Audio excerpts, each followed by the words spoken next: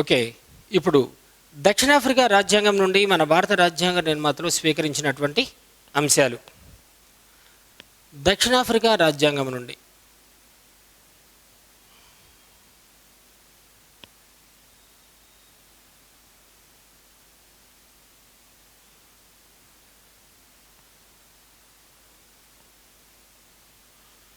దక్షిణాఫ్రికా రాజ్యాంగం నుండి మన భారత రాజ్యాంగ నిర్మాతలు స్వీకరించినటువంటి అంశాలు. ఫస్ట్ వన్, రాజ్యాంగ సవరణ విధానం.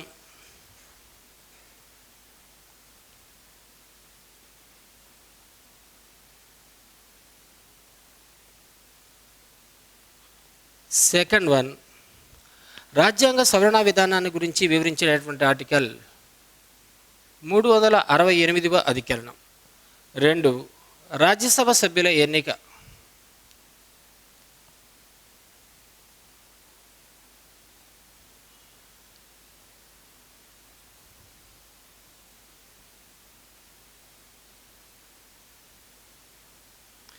2 అంశాలను మన భారత రాజ్యాంగ నిర్మాతలు దక్షిణాఫ్రికా రాజ్యాంగం నుండి స్వీకరించడం జరిగింది. ఫస్ట్ వన్ రాద్దాం, రాజ్యాంగ సవరణ విధానం.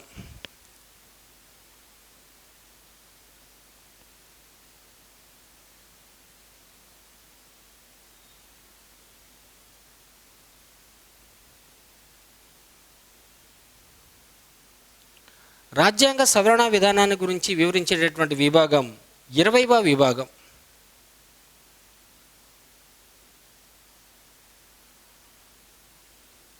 368వ అధికరణం.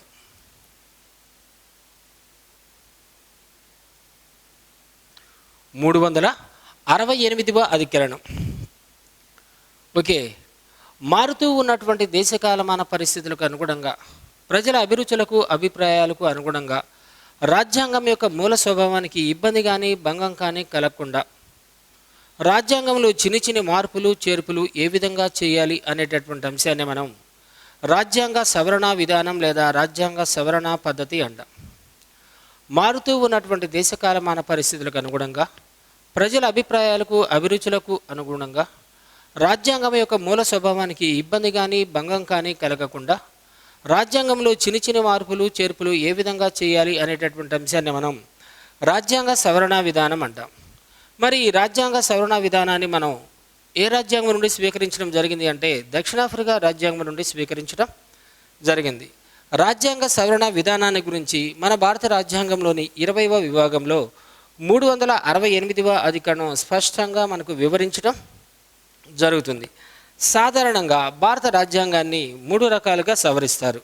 సాధారణంగా ఇక్కడ రాస్తున్నాను, ఫస్ట్ పాయింట్.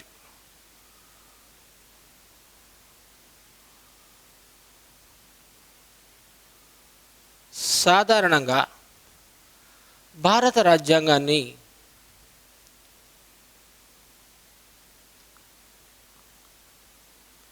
3 రకాలుగా సవరిస్తారు.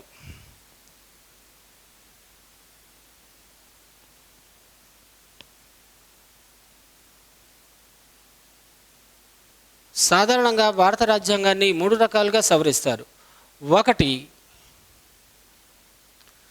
సాధారణ మెజారిటీ పద్ధతి ద్వారా సవరించే అంశాలు. సాధారణ మెజారిటీ పద్ధతి.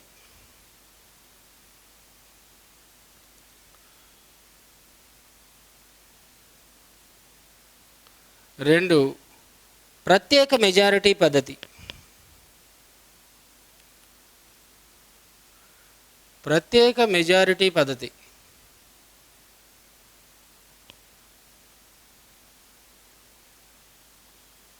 3, దీన్ని మనం ప్రత్యేక మెజారిటీ పద్ధతిని మనం 2/3 వంతు మెజారిటీ పద్ధతి అని కూడా పిలుస్తారు.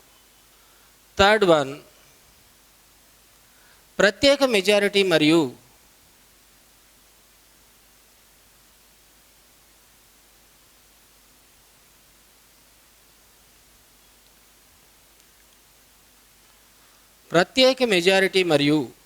సగానికంటే ఎక్కువ రాష్ట్రాల ఆమోదంతో సవరించేటటువంటి అంశాలు.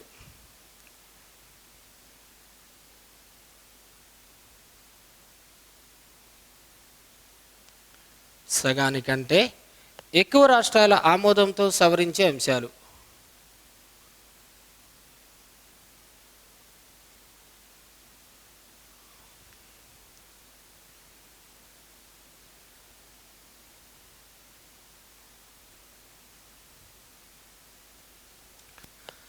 రైట్. ఫస్ట్ వన్, సాధారణ మెజారిటీ పద్ధతి ద్వారా సవరించేటటువంటి అంశాలు ఇక్కడ రాస్తాను. సాధారణ మెజారిటీ పద్ధతి.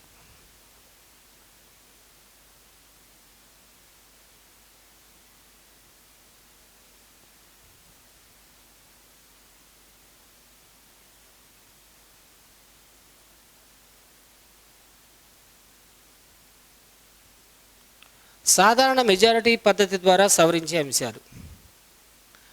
ఏదైనా ఒక పెద్ద రాష్ట్రాన్ని చిన్న రాష్ట్రాలుగా విభజించాలి అన్నా, రెండు చిన్న రాష్ట్రాలను కలిపి ఒక పెద్ద రాష్ట్రంగా ఏర్పాటు చేయాలి అన్నా, రాష్ట్రాల మధ్య సరిహద్దులను నిర్ణయించాలి అన్నా, రాష్ట్రాలకు నూతనంగా పేర్లు పెట్టాలి అన్నా, ఏ మెజారిటీ పద్ధతి?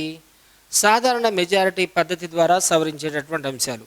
ఫస్ట్ వన్ ఇక్కడ రాస్తున్నాను, భారత భూభాగానికి సంబంధించినటువంటి అంశాలు అంటాం. భారత భూభాగానికి సంబంధించిన అంశాలు.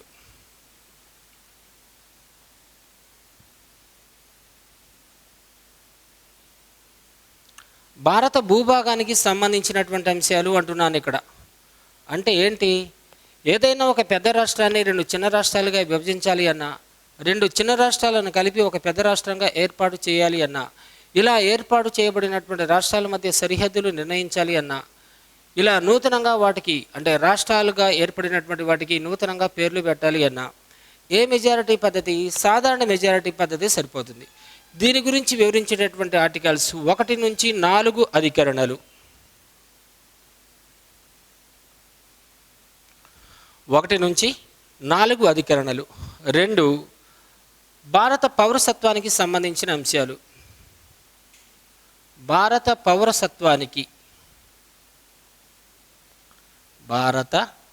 పౌరసత్వానికి సంబంధించిన అంశాలు.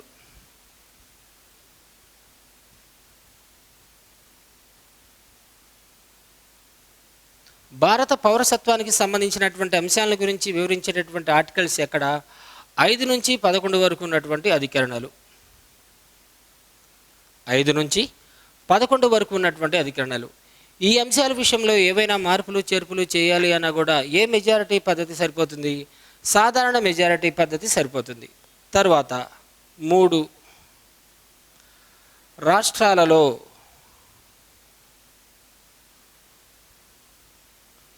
విధాన పరిషత్తు ఏర్పాటు లేదా రద్దు.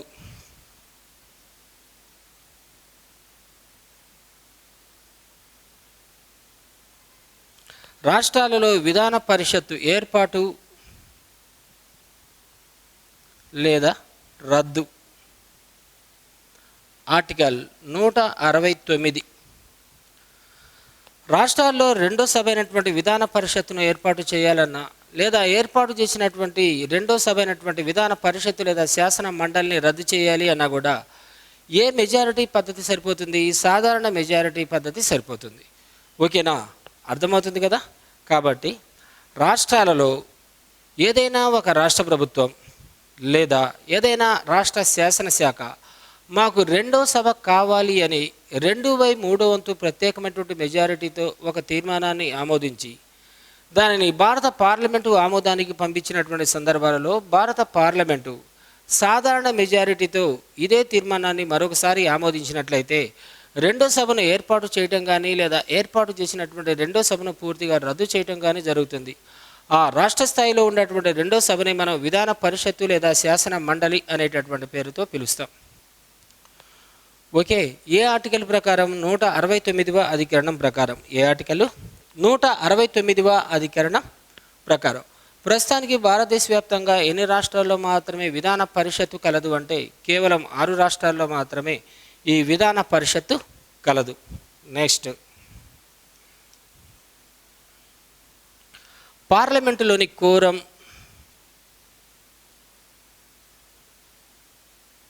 పార్లమెంటులోని కోరం అంటే కోరం అనగా అంటే 1/10 మంది ఇక్కడ రాశాను.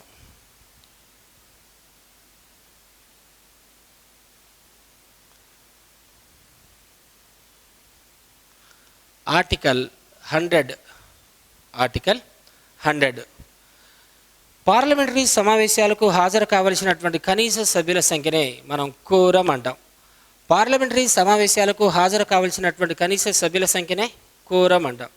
అంటే ఉన్నటువంటి మొత్తం సభ్యుల్లో 1/10 మంది సభ్యులను కోరంగా పరిగణించబడటం జరుగుతుంది. లోక్సభలో కోరం ఎంత అంటే 55, రాజ్యసభలో కోరం ఎంత అంటే 25. కనీసం ఇంతమంది సభ్యులు కూడా సమావేశాలకు హాజరు కాకపోయినట్లయితే సభకు అధ్యక్షత వహిస్తున్నటువంటి వ్యక్తులు సభాధ్యక్షులు అనగా స్పీకర్ కానీ డిప్యూటీ స్పీకర్ కానీ సభను తాత్కాలికంగా కొన్ని గంటల కాలం పాటు వాయిదా వేయడం జరుగుతుంది. దీనినే కోరం అంటాం. మరి ఈ కోరంకి సంబంధించినటువంటి అంశాల విషయంలో కూడా ఏవైనా మార్పులు చేర్పులు చేయాలి అన్నట్లయితే ఏ మెజారిటీ పద్ధతి సరిపోతుంది అంటే సాధారణ మెజారిటీ పద్ధతి సరిపోతుంది. తర్వాత 5, శాసన నిర్మాణ ప్రక్రియ.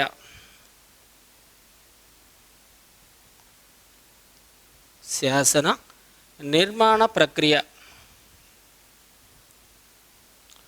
ఆర్టికల్స్ 107 నుంచి 122 వరకు గల అధికరణలు. అంటే భారతదేశంలో చట్టాలను ఏ విధంగా రూపొందిస్తారు, శాసనాలను ఏ విధంగా తయారు చేస్తారు అనేటటువంటి అంశాలలో ఏవైనా మారుతూ ఉన్నటువంటి దేశకాలమాన పరిస్థితులకు అనుగుణంగా మార్పులు చేర్పులు చేయాలి అన్నట్లయితే ఏ మెజారిటీ పద్ధతి సరిపోతుంది? సాధారణ మెజారిటీ పద్ధతి సరిపోతుంది. రైట్.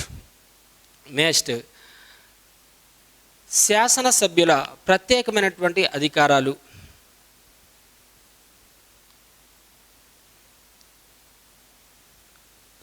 శాసనసభ్యుల ప్రత్యేక అధికారాలు.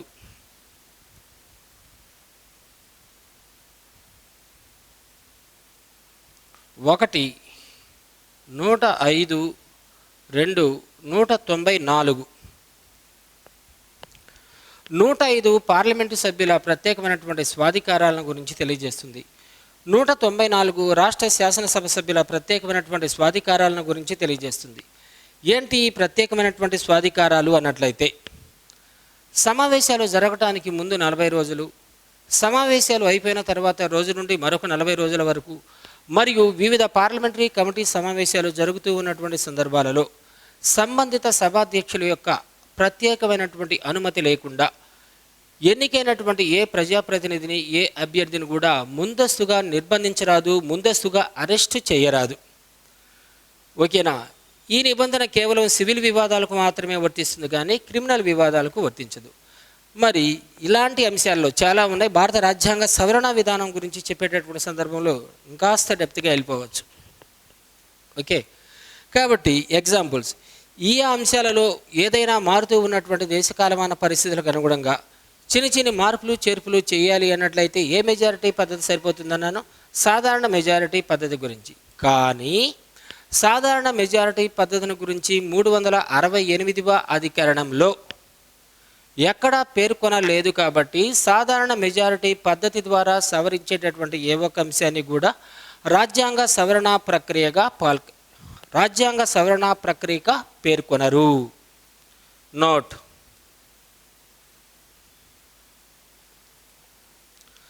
సాధారణ మెజారిటీ పద్ధతి గురించి అంటే ఈ పద్ధతి అంటున్నాను. ఈ పద్ధతి గురించి 368వ అధికరణంలో ఎక్కడా పేర్కొనలేదు.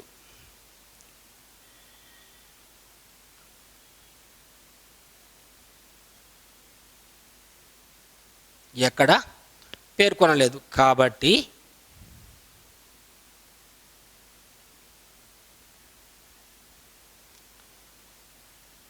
ఈ మెజారిటీ పద్ధతి ద్వారా సాధారణ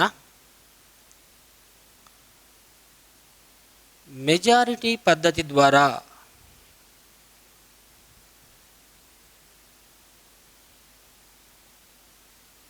సవరించే అంశాన్ని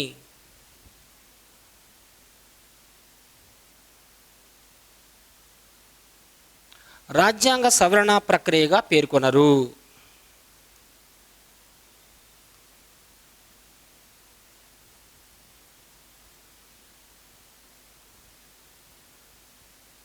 ప్రక్రియగా పేర్కొనరు. ఇక్కడ అభ్యర్థులు కన్ఫ్యూజ్ కాకుండా ఉండాలి. సాధారణంగా భారత రాజ్యాంగాన్ని ఎన్ని రకాలుగా సవరిస్తారు అంటే, భారత రాజ్యాంగంలో ఉన్నటువంటి ఆర్టికల్స్ను, భారత రాజ్యాంగంలో ఉన్నటువంటి ప్రకరణలను, భారత రాజ్యాంగంలో ఉన్నటువంటి అధికరణలను 3 రకాలుగా వర్గీకరించి భారత రాజ్యాంగాన్ని 3 రకాలుగా సవరించడం జరుగుతుంది. కానీ 368వ అధికరణం ప్రకారం భారత రాజ్యాంగాన్ని ఎన్ని రకాలుగా సవరిస్తారు అంటే 2 రకాలు. సాధారణంగా ఆర్టికల్ని మెన్షన్ చేయకుండా భారత రాజ్యాంగాన్ని ఎన్ని రకాలుగా సవరిస్తారు అంటే 3. 368వ అధికరణం ప్రకారం భారత రాజ్యాంగాన్ని ఎన్ని రకాలుగా సవరించడం జరుగుతుంది అంటే కేవలం 2 రకాలు. ఆ 2 రకాల్లో ఒకదాన్ని ప్రత్యేక మెజారిటీ పద్ధతి ద్వారా సవరించే అంశాలు, రెండో దానిని ప్రత్యేక మెజారిటీ మరియు సగానికంటే ఎక్కువ రాష్ట్రాల ఆమోదంతో సవరించేటటువంటి అంశాలను మాత్రమే పేర్కొంటాం. ఎందుకు? సాధారణ మెజారిటీ పద్ధతి ద్వారా సవరించినటువంటి ఏ అంశాన్ని కూడా 368వ అధికరణంలో ప్రత్యేకంగా పేర్కొనలేదు కాబట్టి దీన్ని మనం రాజ్యాంగ సవరణ ప్రక్రియ అని పిలవడానికి అవకాశం ఏమాత్రం కూడా లేదు. మరి సాధారణ మెజారిటీ పద్ధతి అంటే ఏంటి? ఆ రోజు సమావేశానికి హాజరైనటువంటి సభ్యుల్లో సగానికంటే ఎక్కువ మంది సభ్యులు ఓకే అంటే దానిని మనం సాధారణ మెజారిటీ పద్ధతి అనేటటువంటి పేరుతో పిలుస్తాము. రైట్. రెండవది ప్రత్యేక మెజారిటీ పద్ధతి ద్వారా సవరించేటటువంటి అంశాలు. ఇక్కడే రాస్తాను.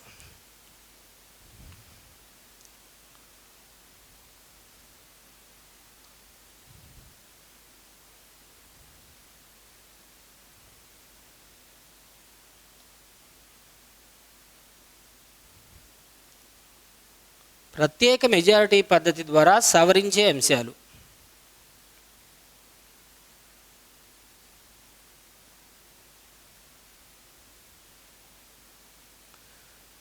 ఎటువంటి కన్ఫ్యూజన్ లేదు. 368వ అధికరణం ప్రకారం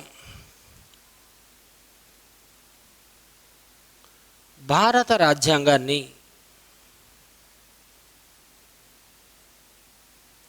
రెండు రకాలుగా సవరిస్తారు.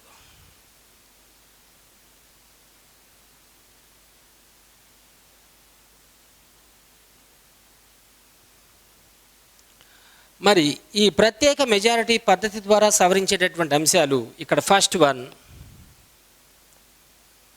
3వ విభాగంలో పేర్కొన్నటువంటి ప్రాథమిక హక్కులు, 3వ విభాగంలోని ప్రాథమిక హక్కులు.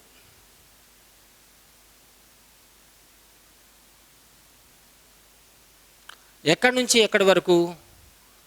12 నుంచి 35 వరకు ఉన్నటువంటి అధికరణలు. నెక్స్ట్ 4వ విభాగంలోని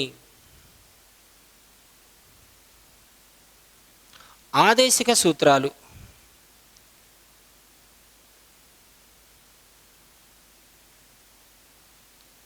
36 నుంచి 51 వరకు ఉన్నటువంటి అధికరణలు. 3వ విభాగంలో పేర్కొన్నటువంటి ప్రాథమిక హక్కుల విషయంలో కానీ, 4వ విభాగంలో పేర్కొన్నటువంటి ఆదేశిక సూత్రాల విషయంలో కానీ మారుతూ ఉన్నటువంటి దేశకాలమాన పరిస్థితులకు అనుగుణంగా రాజ్యాంగాన్ని సవరించాలి అంటే ఏ మెజారిటీ కావాలి? ప్రత్యేక మెజారిటీ పద్ధతి. ఈ ప్రత్యేక మెజారిటీ పద్ధతి గల మరొక పేరే 2/3 వంతు మెజారిటీ పద్ధతి అనేటటువంటి పేరుతో కూడా పిలుస్తాం. అంటే అర్థమవుతుంది కదా?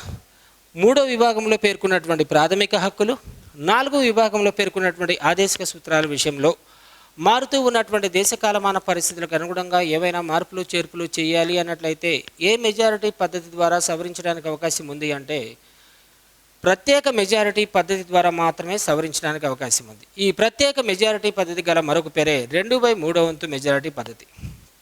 అంటే ఉన్నటువంటి మొత్తం సభ్యుల్లో సగానికంటే ఎక్కువ మంది సభ్యులు ఓకే అంటేనే దాన్ని మనం ప్రత్యేక మెజారిటీ పద్ధతి అనేటటువంటి పేరుతో పిలుస్తాం. తర్వాత 3వది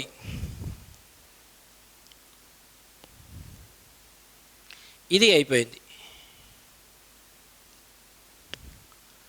ప్రత్యేక మెజారిటీ మరియు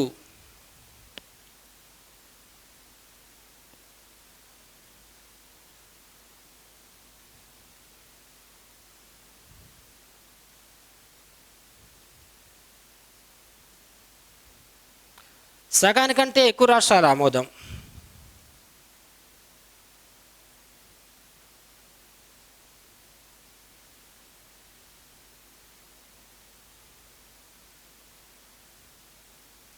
ఫస్ట్ వన్ ఇక్కడ రాస్తాను. రాష్ట్రపతి ఎన్నిక.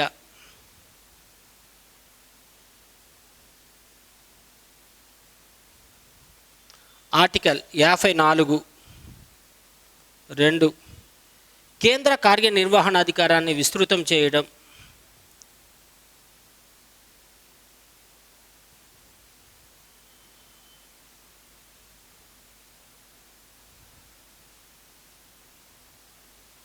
విస్తృతం చేయడం.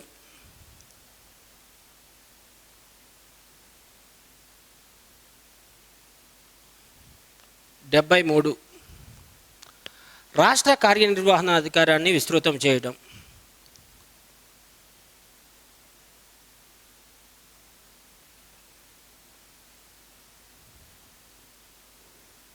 పెంచడం. ఆర్టికల్ 162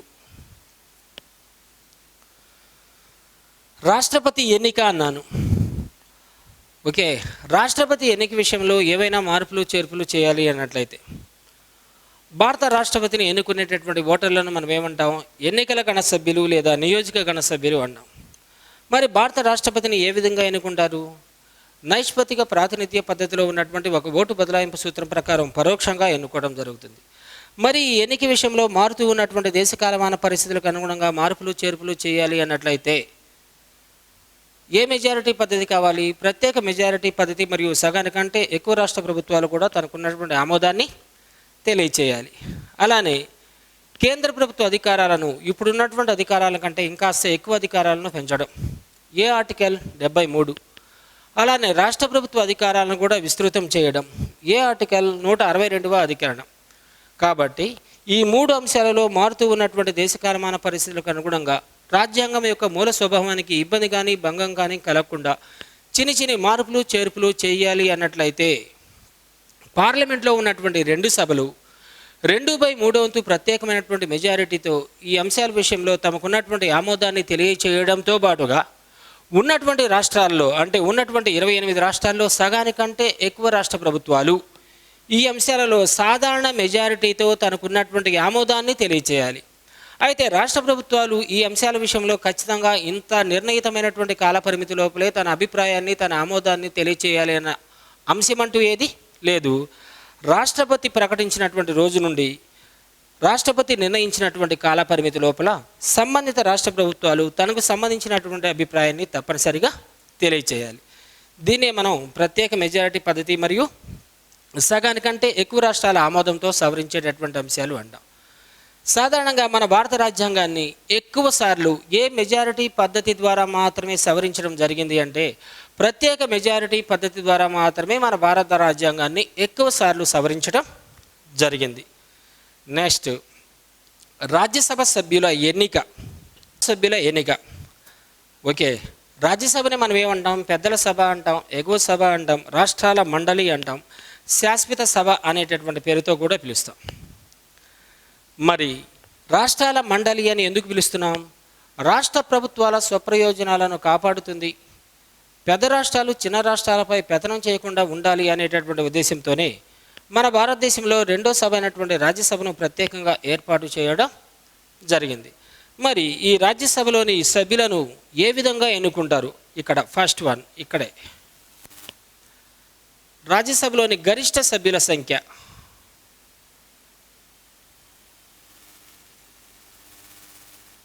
రాజ్యసభలోని గరిష్ట సభ్యుల సంఖ్య అన్నాను.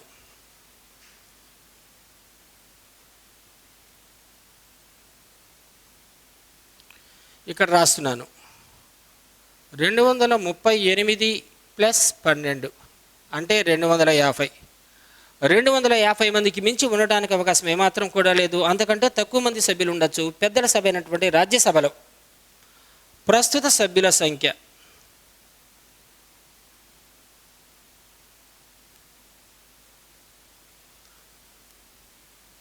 233 + 12 245. మరి ఈ ఫిగర్ని బేసిక్గా తీసుకుంటే నోట్ 238 మంది సభ్యులను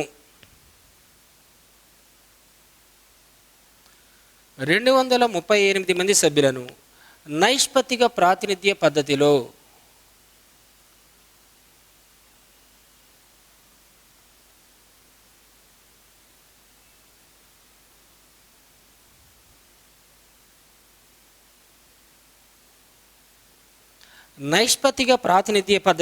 పరోక్షంగా ఎన్నుకోవడం జరుగుతుంది. పరోక్షంగా రాష్ట్ర విధానసభ సభ్యులచే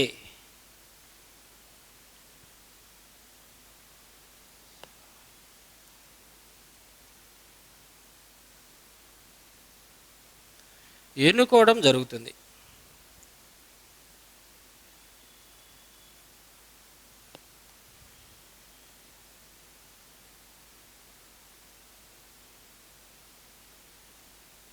అంటే ఎమ్మెల్యేల ద్వారా ఎన్నుకోవడం జరుగుతుంది. రైట్.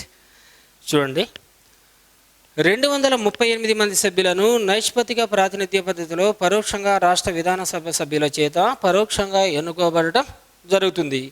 మిగిలిన 12 మంది సభ్యులను భారత రాష్ట్రపతి పెద్దల సభకు నామినేట్ చేయడం జరుగుతుంది. వాళ్ళనే మనం విశిష్టమైనటువంటి వ్యక్తులు, నామినేటెడ్ సభ్యులు అనేటటువంటి పేరుతో పిలుస్తాం.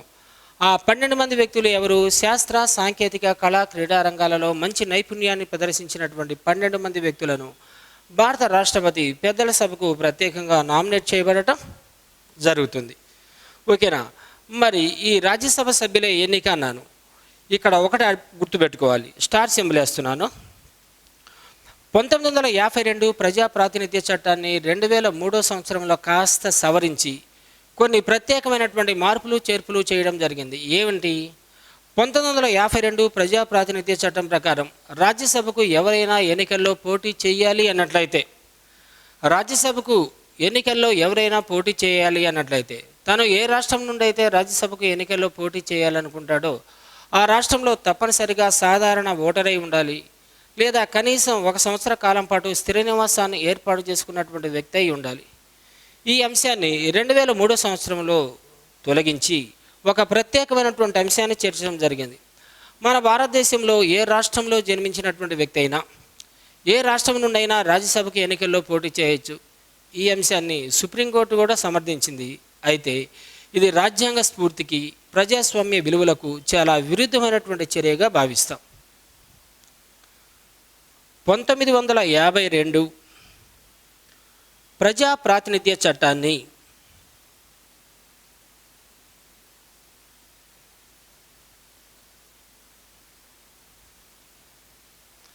(2003) సవరించడం జరిగింది.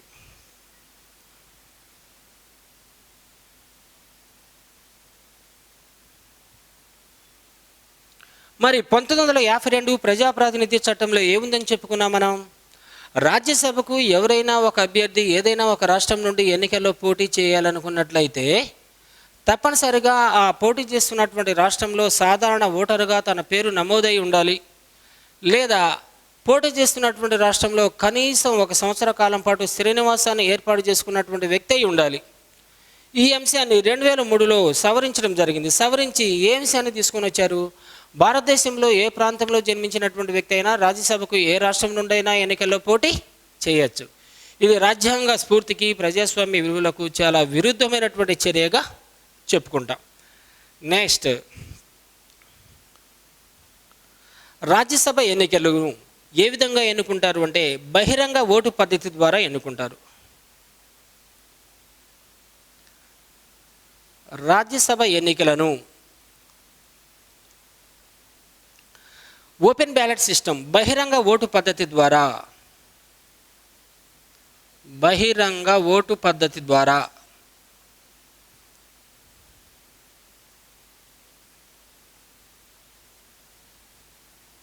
నిర్వహించడం జరుగుతుంది.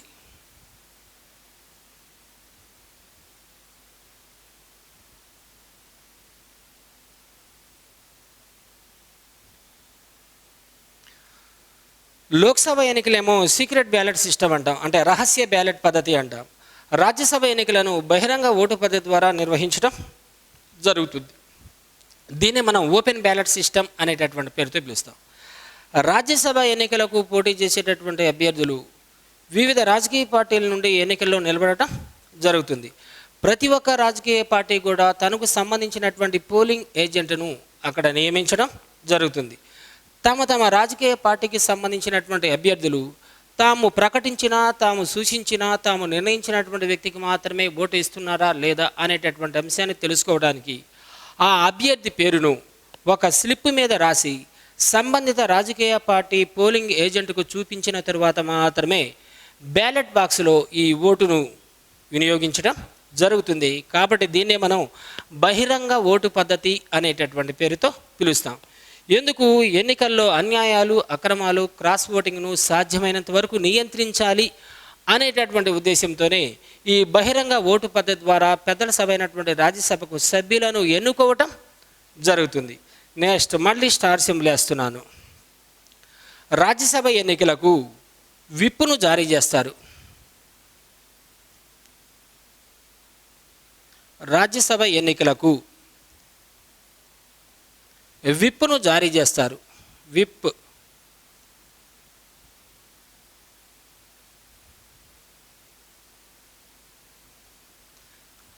అధికార పార్టీకి ప్రతిపక్ష పార్టీలకు ఇద్దరికి కూడా ఒక విప్ ఉంటాడు. ఆ విప్నే మనం అసిస్టెంట్ ఫ్లోర్ లీడర్ అనేటటువంటి పేరుతో పిలుస్తాం. లోక్సభ ఎన్నికలకు ఎలాంటి సందర్భాల్లో విప్ జారీ చేయడానికి అవకాశం ఉండదు. రాజ్యసభ ఎన్నికలకు మాత్రమే విప్ను జారీ చేయబడటానికి అవకాశం ఉంటుంది. ఈ అంశాల మొత్తాన్ని మన భారత రాజ్యాంగ నిర్మాతలు ఎక్కడి నుండి స్వీకరించడం జరిగింది? దక్షిణాఫ్రికా రాజ్యాంగం నుండి స్వీకరించడం జరిగింది. రాజ్యాంగం నుండి స్వీకరించినటువంటి అంశాలు: స్విట్జర్లాండ్,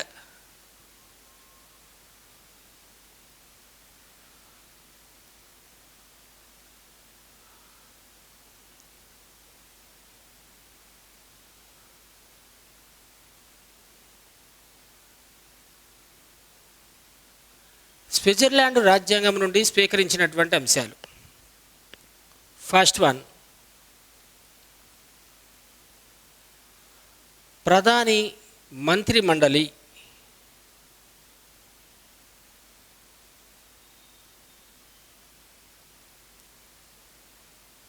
సమిష్టిగా బాధ్యత వహించడం.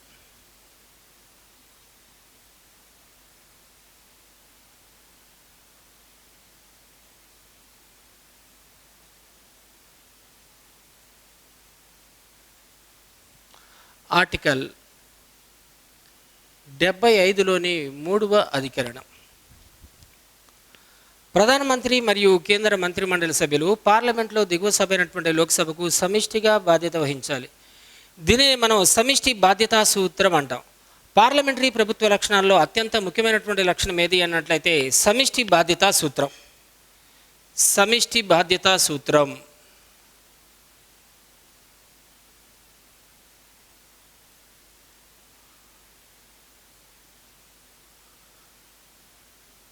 ఏంటి? సమిష్టి బాధ్యతా సూత్రం అంటే సాధారణ లేదా మధ్యంతర ఎన్నికలు జరిగిన తరువాత ఏ రాజకీయ పార్టీకి అయితే స్పష్టమైనటువంటి మెజారిటీ లభిస్తుందో అదే రాజకీయ పార్టీకి సంబంధించినటువంటి వ్యక్తులందరూ కూడా కలిసికట్టుగా, సమిష్టిగా, సంయుక్తంగా ఒక్కసారిగా సభలోకి వస్తారు. ఏదైనా సభ ద్వారా అవిశ్వాస తీర్మానాన్ని ఆమోదించబడితే ఇలా అధికారాన్ని చేపట్టినటువంటి మంత్రిమండలి సభ్యులందరూ కూడా, వారి సహచరులు మొత్తం కూడా ఒక్కసారిగా సభ నుండి బయటికి వెళ్తారు. దీన్నే మనం సమిష్టి బాధ్యతా సూత్రం అనేటటువంటి పేరుతో పిలుస్తాం. ఏంటి? దీనినే సమిష్టి బాధ్యతా సూత్రం అనేటటువంటి పేరుతో పిలుస్తాం. ఏ ఆర్టికల్ ప్రకారం? 75లోని 3, సాధారణ లేదా మధ్యంతర ఎన్నికలు జరిగిన తర్వాత ఏ రాజకీయ పార్టీకి అయితే స్పష్టమైనటువంటి మెజారిటీ లభిస్తుందో ఆ రాజకీయ పార్టీకి సంబంధించినటువంటి అభ్యర్థులందరూ కూడా పార్లమెంట్లో ఉన్నటువంటి దిగువ సభ అయినటువంటి లోక్సభకు సమిష్టిగా బాధ్యత వహిస్తారు. దీన్నే మనం సమిష్టి బాధ్యతా సూత్రం లేదా కలెక్టివ్ రెస్పాన్సిబిలిటీ ప్రిన్సిపల్ అంటాం. మరి పార్లమెంటరీ ప్రభుత్వ లక్షణాల్లో అత్యంత ముఖ్యమైనటువంటి లక్షణం ఏది అంటే సమిష్టి బాధ్యతా సూత్రం. దేన్ని సమిష్టి బాధ్యతా సూత్రంగా భావిస్తాం? జరిగినటువంటి ఎన్నికల్లో ఏ రాజకీయ పార్టీకి అయితే స్పష్టమైన మెజారిటీ వస్తుందో ఆ రాజకీయ పార్టీకి సంబంధించినటువంటి అభ్యర్థులందరూ కూడా ఒక్కసారిగా సభలోకి వస్తారు. అనుకోని అనివార్య కారణాల వల్ల సభ ద్వారా అవిశ్వాస తీర్మానాన్ని ఆమోదించబడినట్లయితే ఇలా అధికారాన్ని చేపట్టినటువంటి వ్యక్తులందరూ కూడా ఒకసారిగా సభ నుండి బయటికి వెళ్ళిపోవడాన్ని సమిష్టి బాధ్యతా సూత్రం లేదా సంయుక్త సూత్రం అనేటటువంటి పేరుతో పిలుస్తాం. మరి ఈ అంశాన్ని మన భారత రాజ్యాంగ నిర్మాతలు ఎక్కడి నుండి స్వీకరించడం జరిగింది? స్విట్జర్లాండ్. మరి సమిష్టి బాధ్యతా సూత్రాన్ని గురించి వివరించేటటువంటి ఆర్టికల్ ఏది? మన భారత రాజ్యాంగంలోని 75లోని 3వ సబ్ క్లాస్. నెక్స్ట్, నార్వే రాజ్యాంగం నుండి స్వీకరించిన అంశాలు. నార్వే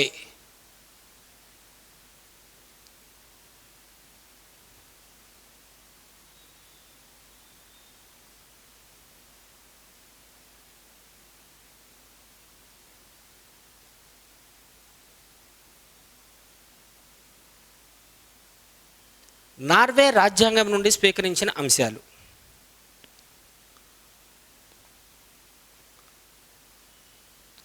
రాష్ట్రాలలోని ఎగువ సభ సభ్యులు. నార్వే రాజ్యాంగం నుండి స్వీకరించినటువంటి అంశాలు. రాష్ట్రాలలోని దిగువ సభ సభ్యులు.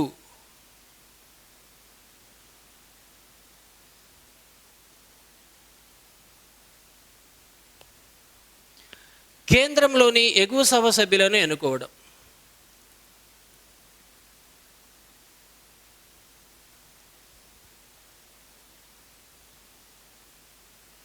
కేంద్రంలోని ఎగువ సభ సభ్యులను ఎన్నుకోవడం.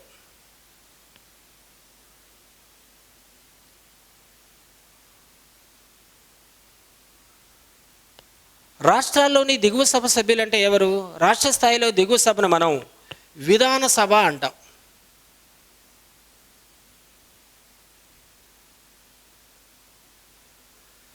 ఎవరు? ఎమ్మెల్యేలు, మెంబర్ ఆఫ్ లెజిస్లేటివ్ అసెంబ్లీస్. మరి కేంద్ర స్థాయిలో ఎగువ సభను మనం ఏమంటాం? రాజ్యసభ అంటాం. ఇక్కడ ఉన్నటువంటి అభ్యర్థులను ఏ పేరుతో పిలుస్తాం? ఎంపీలు, మెంబర్ ఆఫ్ పార్లమెంట్. రాష్ట్రాలలోని దిగువ సభ సభ్యులు, కేంద్రంలోని ఎగువ సభ సభ్యులను ఎన్నుకోవడం అనేటటువంటి అంశాన్ని మన భారత రాజ్యాంగ నిర్మాతలు ఏ రాజ్యాంగం నుండి స్వీకరించడం జరిగింది? నార్వే రాజ్యాంగం నుండి స్వీకరించడం జరిగింది. కాబట్టి రాష్ట్రాల్లోని దిగువ సభను మనం ఏ పేరుతో పిలుస్తాం? విధాన సభ.